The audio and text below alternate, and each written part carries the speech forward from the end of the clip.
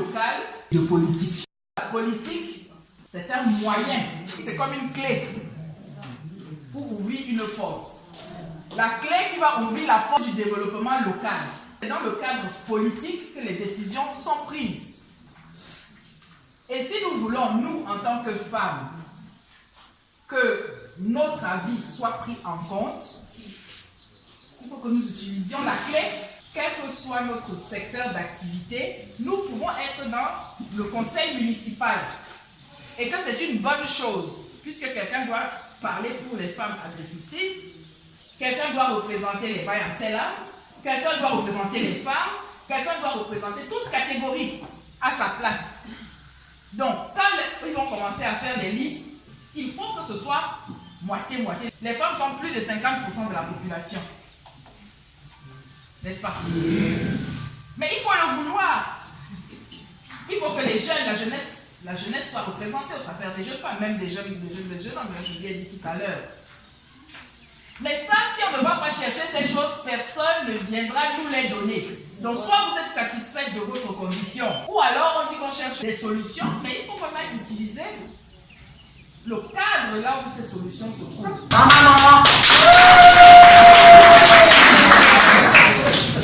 Si vous avez quelque chose à dire, vous pouvez prendre la parole. J'aime bien. Avoir des liens de parenté n'est pas forcément meilleur qu'avoir les liens d'amitié. Ainsi, il est parfois possible de faire le choix de collaborer avec ses amis plutôt qu'avec ses proches.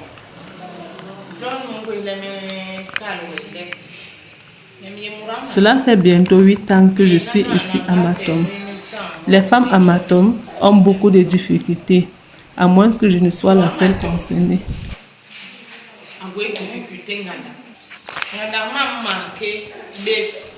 Ainsi, chère sœur, ce que tu prends la peine de nous proposer là est peut-être le début de beaucoup d'autres choses.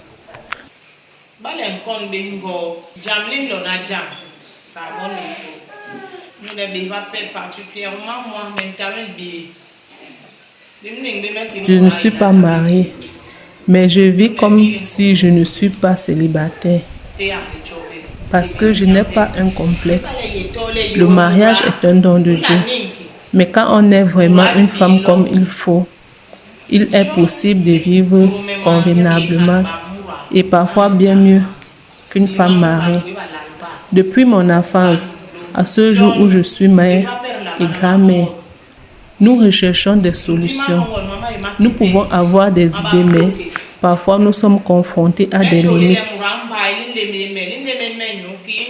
Cela est dû au fait que les femmes qui viennent ici pour nous apporter de l'aide nous traitent de villageoises. En ce qui me concerne, je n'ai aucun problème avec ce statut de femme villageoise. Autrefois, cela était un sujet de moquerie. Mais pour moi, qui ai passé beaucoup de temps en ville, je me suis demandé pourquoi j'y ai perdu autant de temps. Les produits de notre agriculture, ici au village, sont ceux qui nourrissent ceux de la ville, à Douala. Quant à toi qui es venu vers nous, en ce qui me concerne, j'insiste pour que tu nous aides et que cela ne se passe pas comme avec plusieurs qui sont arrivés ici pour nous décevoir. Tels que nous sommes ici, nous ne sommes pas pauvres. Beaucoup ont des moyens financiers, mais ce sont des débouchés qui nous font défaut. Je suis heureuse de ton arrivée ici. Je suis présidente des femmes rurales. Je gère une paroisse. Ce sont des femmes qui tiennent la région. Ce sont elles qui sont au cœur de tout.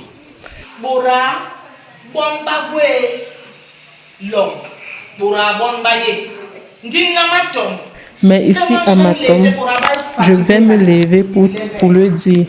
Nous les femmes n'en pouvons plus des personnes qui viennent nous promettre monts et merveilles. À présent que tu es arrivé, tu nous entraînes derrière toi. Moi, je suis trésorière au sein du RDPC. À présent que tu sois de l'UPC ou de l'univers, je suis prête à donner ma démission pour te suivre. Je donne ma démission. je me rallie à toi et je donne consigne de me suivre au groupe de femmes de ma tombe, même de t'apporter une centaine de femmes. J'en suis capable. Tu peux avoir fait des études. Moi, je peux avoir des savoirs du terroir. Et nous pouvons nous compléter l'une l'autre. Personne n'est bête.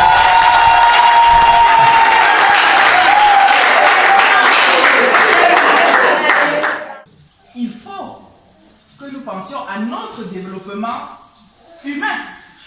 Si nous sommes malades, nous ne pouvons rien faire. Ni la politique, ni le développement local, ni la cuisine à la maison, ni aller à l'église, ni aller au champ, rien. Si nous sommes vraiment malades. Ce qui veut dire que nous devons prendre soin de nous-mêmes. Mais prendre soin de nous en tant que femmes, ce n'est pas seulement de notre corps, c'est de notre vie de femme. Nous occuper, nous devons être des femmes responsables, ça s'appelle. C'est pour ça que moi je suis très fâchée avec le 8 mars. Ou plutôt, je suis très fâchée de ce que le 8 mars est devenu. Oui, parce que le 8 mars n'est pas là pour faire ce que nous faisons. Le 8 mars, c'est un temps pour parler des droits des femmes. Les droits des femmes, c'est quoi? C'est l'accès aux droits, l'accès à la santé, l'accès à l'éducation, l'accès à la formation, l'accès à l'emploi. C'est ça les droits des femmes. Oui. Ah oui. Ah oui. Je sens que ce 8 mars va être différent. Je ne parle pas du pain. Le pain, il n'y a pas de problème. Mais le 8 mars, ce n'est pas le jour où nous allons descendre dans les bars et dans la rue pour finalement montrer que nous ne sommes rien.